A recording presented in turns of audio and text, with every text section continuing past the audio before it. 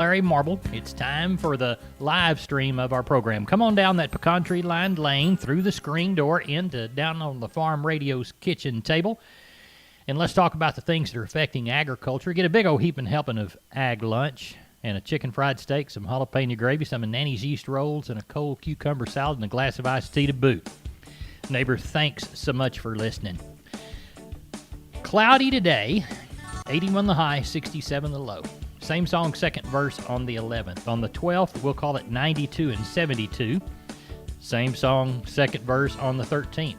Now, we've got a 40 and a 50% chance of rain, respectively, on Monday the 14th and Tuesday the 15th. Average high that day, we'll call it 88. Average low, we'll call it 72. And we might get another, say, quarter of an inch. Our next opportunity for moisture is Thursday the 17th, 88 the high, 72 the low, 4 or 5 points. By Friday the 18th and Saturday the 19th, neighbor, we're back into that, almost 90 degrees for a high, about 70 degrees for your low, and less than a 20% chance of moisture. Neighbor, there's a week's worth of ag weather for the central portions of down on the farm country. Neighbor, let's take a look at the commodities of ag interest, and I remind you that, we have 14 stations to do commodities for, and there is a lag time between the time I read them and it makes the air. So don't use this to make a trade. Just consult your broker if you need to do that, and you folks that do it for a living. I know that you know that, but you people that are just casual listeners, I want you to be aware.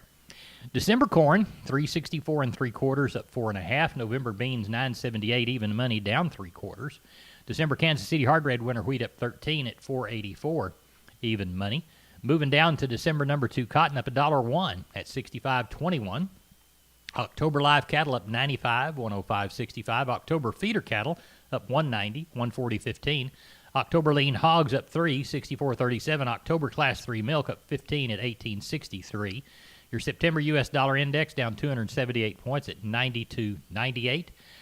Looks like December gold's up $10 and a dime at $1,964.90 by the ounce. And October crude, the West Texas product, down 33 at 37.72. Neighbor, there's your commodities of ag interest. Where has the Pioneer Audio Tour taken me now? I'm on the Yunke farm in a very important section called an impact trial. To explain the importance, we have to go back in time.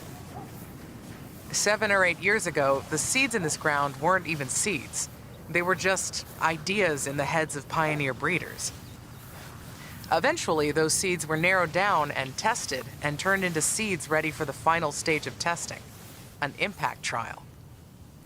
Pioneer plants hundreds of impact trials for each potential product all over the country, all managed by farmers, to help replicate how these products will perform in local conditions. The ones that do well, next year they'll go through testing again.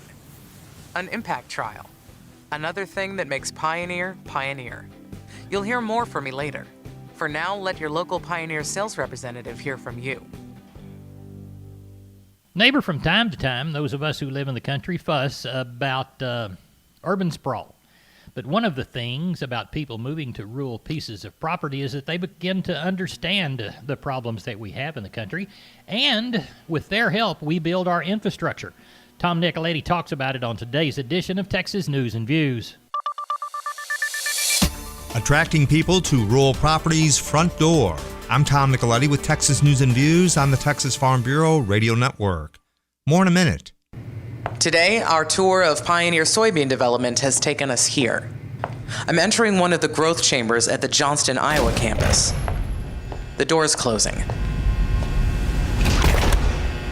This room is carefully regulated for temperature, light, humidity. I'm in a huge, long, tube-like chamber filled with soybean plants. They keep it pretty dim in here. This is just one phase of a multi-year process to bring the strongest seeds to market, such as the famed Pioneer brand A-Series soybeans. Depending on what happens in here, Pioneer breeders may advance these contenders to the next phase, or not. Most of the soybeans in this room won't make it into a Pioneer bag, but the ones that do are designed to be the best performing soybeans ever introduced by Pioneer. Growth chambers, another thing that makes Pioneer, Pioneer. You'll hear more from me later. For now, let your local Pioneer sales representative hear from you. For today's program, we're going to talk about enhancing property value through gated entrances. And we go to Tyler Jacobs, who joins us today from Wharton in Southeast Texas. He's a broker partner with Hall & Hall Partners, LLP, which is based in College Station. And Tyler, you're joining us again to talk about various property and land issues out in the country, in the rural areas of Texas. Let's talk about the considerations for building a gated entrance into your property. There are a number of points you want to make. Let's talk about the first one. Go ahead. Tom, there's a lot of questions that get asked about enhancing property, as you said, and one of the fastest way to enhance a property is by fencing it and building an entrance. And what I try to advise people on is set that criteria by the type of frontage or access that the property has. For example, I'm sitting on Highway 59 right now, and to notice a gate driving down Highway 59, it would have to be rather bold and have some presence and likely need some stone and a large overhead and those things to be seen, because everybody is driving so fast and there's so many cars and it's so set off of the right-of-way. And then you can compare that to an entrance you might want to build on a small farm-to-market road. And that entrance might be a little less stated. And if you overbuild that one, it will almost become obtuse to the eye and maybe a little bit overwhelming because the traffic is slower, it's closer to the road. And I've seen that mistake before, where you have this gigantic entrance and there's not enough distance to appreciate it from, with the masonry arches and all those things, or the timber arches. And then even you can take that further. Well, what if I'm on a county road? Well, again, it kind of depends on the size and the scenery and all those things. But on a county road, I'm probably going to make an entrance a whole lot simpler on a county road, not necessarily cheap, but simpler visually as compared to something on a major highway. And then lastly, what if my property is at the end of a dead-end road, is at the end of the county road or end of the easement? Well, then I might even make it almost as clean and understated as I can make it, because everything is forward-looking there. And then you've got some security issues you might want to consider on how big of a front door you want to put on your property and who you're inviting into your property by that suggestion. So there's lots of considerations to be made there. But again, I think it tracks pretty well with the type of frontage or access you have, trying to balance it to that a little bit, not only visually, but functionally, and then for security purposes. Tyler Jacobs of Hall & Hall LLP will join me again next time to talk more about enhancing rural property value with gated entrances. Parenting is full of surprises. You never know what to expect. So after our son was born, I called my Texas Farm Bureau insurance agent to set up a life insurance policy in case something happened to me. Sawyer is now 2. And we'll soon have a sister. There's no one else I would trust with protecting my family. Visit Texas Farm Bureau Insurance today at tfbinsurance.com for an agent you can trust with life's most important decisions. Coverage and discounts are subject to qualifications and policy terms and may vary by situation. This is Texas News and Views. I'm Tom Nicoletti with the Texas Farm Bureau Radio Network. Neighbor, wasn't that a good report? You know, my wife, Claire, and I have decided that we want to go someplace where there are 4 seasons. So we're looking at properties in Arkansas. I think we've been up there 4 times so far. And one of the things that I noticed was that properties were not gated and secured. You know, the cattle guards with the ranch-type entrance, you see very few up there. Now, the properties that we've found with them often sell for a premium just because that work has already been done and the structure for security is in place. So keep that in mind if you are selling a rural property. Neighbor Hop Sing says he's ready to serve chicken fried steak, jalapeno gravy, plenty of Nanny's yeast rolls, a cold cucumber salad, a glass of iced tea. It's in the crock. Soda water's in that number 2 wash tub there on ice, and there's always a hot cup of coffee there in the pot on the stove, so help yourself. Consume as much or as little as you want. We just want you to consume this livestock market operator report. I want you to just eat it up. It's old Carl Herman from Caldwell Livestock Commission Company. Carl, I understand we've got some muddy pastures and some fields with some water standing in the rows in your country. You know what? We kind of needed it bad, Larry. This last week it kind of started raining on Thursday afternoon, Friday, and rained pretty much every day a little bit. But we had some big rains Tuesday and yesterday afternoon, probably amounting to, I don't know, 6 or 8 inches, I guess. I think we got 5 yesterday afternoon. But had a good run of cattle yesterday, 750 head. For 102 consigners, 41 buyers on a steady cow and calf market. Excuse me. On the cows, we had 100 slaughter cows and bulls. Slaughter cows 30 to 65, slaughter bulls 65 to 88, stocker cows 600 to 1150, and pairs 900 to 1175. On the steers, 2 to 3 weight steers 120 to 165, 3 to 4 weights 150 to 173. 4 to 5 weight steers brought 140 to 160, 5 to 6 weights 130 to 151, 6 to 7 weight steers 122 to 134, 7 to 8 weights 118 to 126. Heifer wise, 2 to 3 weights 120 to 145, 3 to 4 weights brought 130 to 160, 4 to 5 weight heifers 123 to 202, 5 to 6 weights 120 to 142, 6 to 7 weight heifers 115 to 142, and the 7 to 8 weights 105 to 120. Overall, we really had a good group of the quality of the cattle. Even the packer cows were good, and the calves were good. A lot of these guys, a lot of our farmers have been farming, and now getting to the pastures to do some pasture work and get some of these big calves sold. So we're kind of in that mode right now. So we know a lot of cattle are coming next week also. Good. Well, tell everybody how to get a hold of you.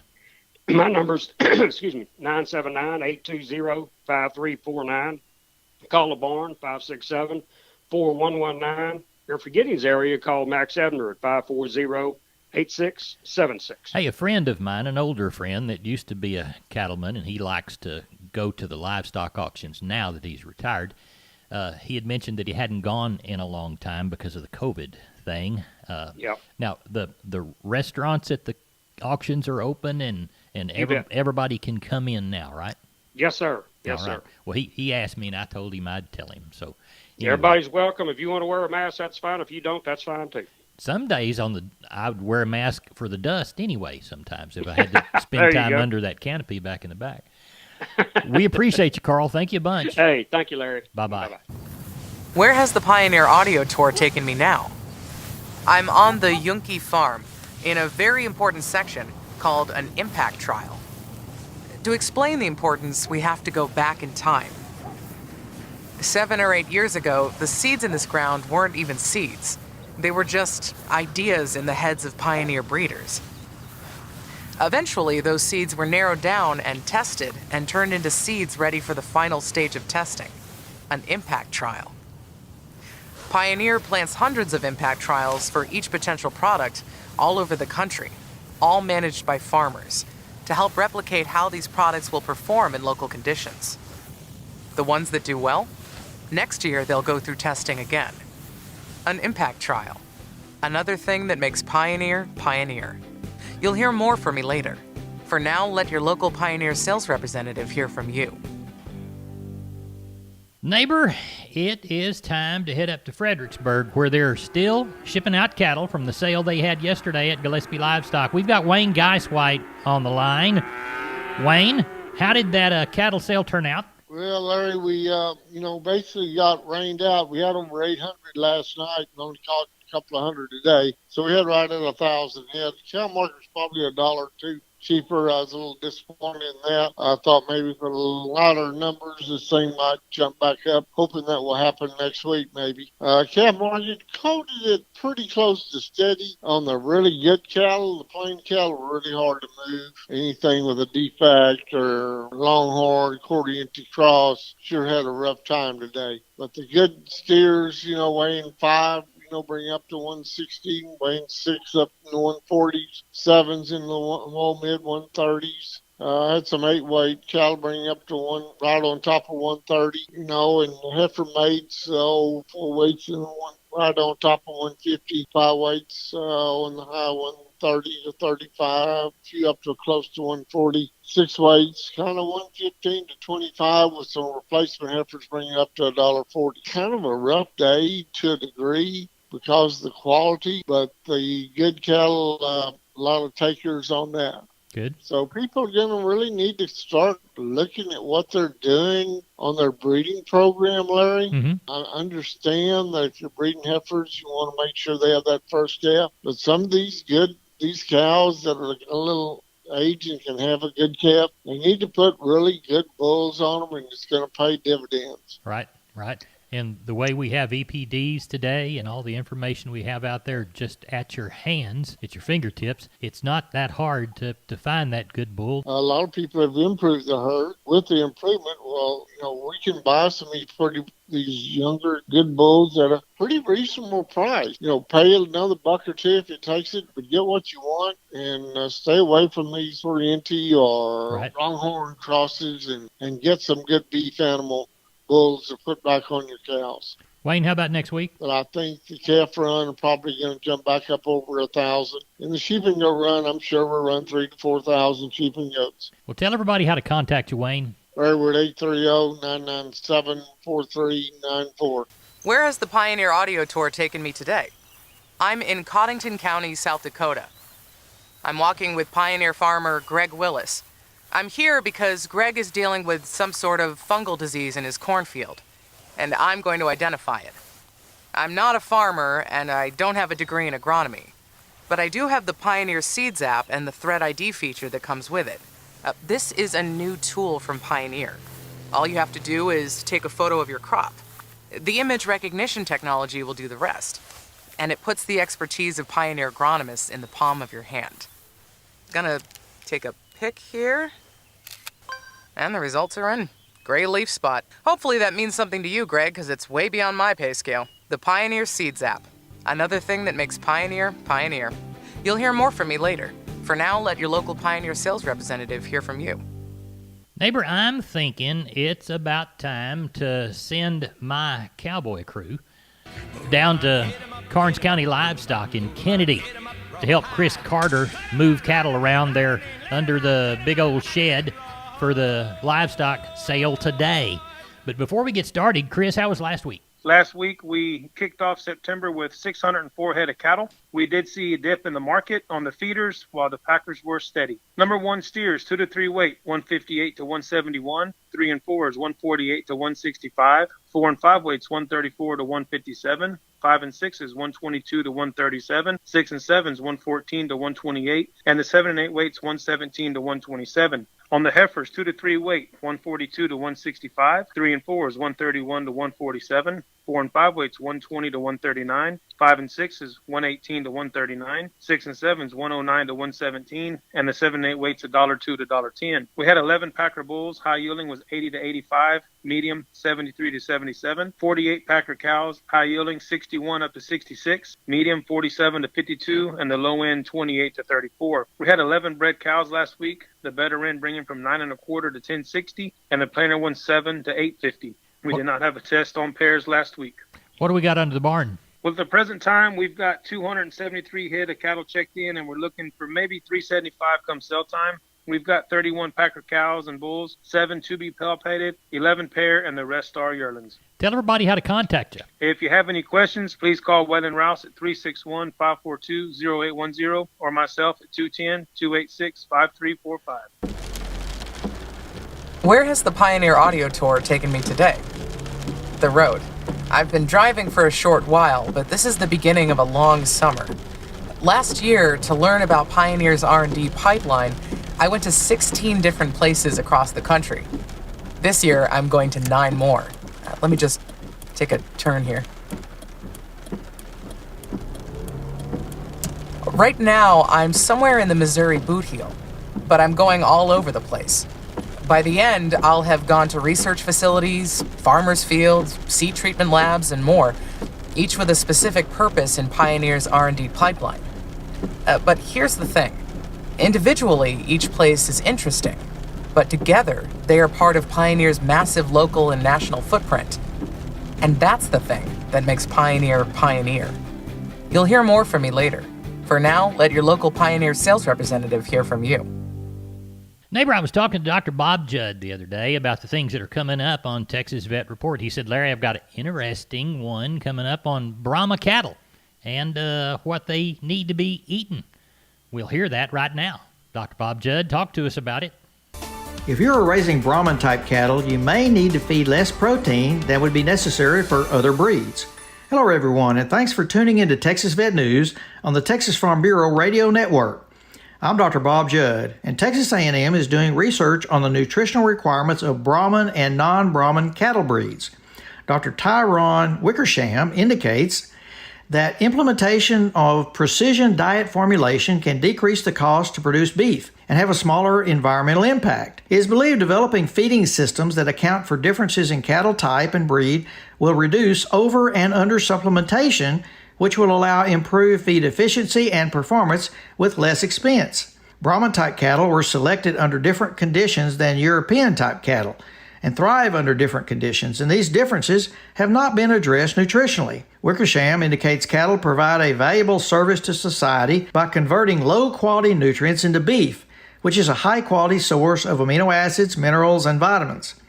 It is believed that reducing the amount of protein fed by 10% potentially reduces the nitrogen excretion by 22 pounds per head per year. Wickersham is now doing research supported by an almost $500,000 grant from the USDA to determine subspecies differences in urea cycling in response to supplementation. Improper supplementation has environmental and economic cost, which ultimately decreases affordability of beef for consumers. Supplements are expensive, and by developing feeding systems that account for differences in cattle type, we can reduce environmental effects and not affect the nutritional status. The goal is to find the correct amount of protein needed by each breed and decrease over and under supplementation. Where has the Pioneer audio tour taken me today? The road. I've been driving for a short while, but this is the beginning of a long summer. Last year, to learn about Pioneer's R&D pipeline, I went to 16 different places across the country. This year, I'm going to 9 more. Let me just take a turn here. Right now, I'm somewhere in the Missouri boot heel, but I'm going all over the place. By the end, I'll have gone to research facilities, farmers' fields, seed treatment labs, and more, each with a specific purpose in Pioneer's R&D pipeline. But here's the thing. Individually, each place is interesting, but together, they are part of Pioneer's massive local and national footprint. And that's the thing that makes Pioneer Pioneer. You'll hear more from me later. For now, let your local Pioneer sales representative hear from you. I'm veterinarian Dr. Bob Judd. This is the Texas Farm Bureau Radio Network. Neighbor, when you hear Jalisco on a Thursday, it's time to talk about the big cattle selling party they had on Wednesday at Pearsall Livestock. Cowboy Frank Helby, I think he was 88 last week. Kelly Thigpen, he's still a young whippersnapper. Let's talk to Kelly. He's got lots of energy. Kelly, how did the sale go? Oh, I had a good sale, Larry. Ended up with 573 head of cattle. Oh, looked like that Packer cow and bull market there today was pretty well steady with what it was last week. Better into those bulls, up in the low 90s. Oh, some pretty decent kind of Packer cows bringing the mid 60s. So pretty well the same as what it was last week. And on a calf and yearling deal, I don't know. I called it just a hair softer, maybe. It just looked like they was wanting to buy them $1 or $2 cheaper. But had a good active market all the way across the board. Thought we had some pretty good cattle there today. And so, anyway, had a good sale. Remind people about the special. Yes, sir. Special sale coming up. Not this coming Saturday, but the next. That'll be on the 19th. We'll start at 11 o'clock. Don't really have many bulls consigned this go around, but got a lot of good pairs, bred cows, exposed heifers, some open heifers, just something for everybody. Got full listings and pictures up on the website. So if anybody needs to know any information about that thing, check that out at PearsallLivestock.com. Kelly, we appreciate you. Thank you so much. We will talk with you before next week's sale. Thank you, Larry. Neighbor, it's time to open up the row crop segment of our program. It's brought to you by the same folks you've been hearing all show long, the good people at Pioneer. They're going to talk to you about their corn and soybean hybrids and all the research they do. For the Pioneer dealer near you, listen to these commercials, neighbor. The importance of leaving residue at harvest. I'm Kerry Martin with Focus on Agriculture on the Texas Farm Bureau Radio Network.